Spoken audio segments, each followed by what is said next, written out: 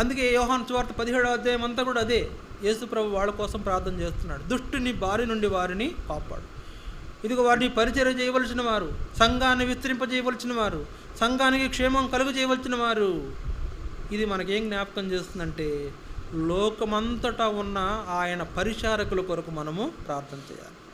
ఎంతోమంది సేవకులు, ఎంతోమంది పరిచారకులు, ఎంతోమంది సువార్థికులు, ఎంతోమంది కాపరులు, ఎంతోమంది ఉపదేశకులు, ఎంతోమంది ప్రవక్తలు ఉన్నారు ఈ లోకంలో. వారిని కాపాడు, వారిని పరిచర్యలో వాడబడవలసిన వారు. నీ పరిచర్య జరిగించేటట్లు వారికి ఎక్కడ ఆటంకం లేకుండా వారికి సహాయం చేయమని యేసు ప్రభు ప్రార్థించాడు. మనం ప్రార్థించమా? యేసు ప్రభు బాధ్యతగా ప్రార్థించాడు. చింతాక్రాంతుడైనాడంట, మరణమగునంతా దుఃఖపడ్డాడంట. ఆయన చెమట రక్త బిందువుల వల్ల నేలను పడిందంట.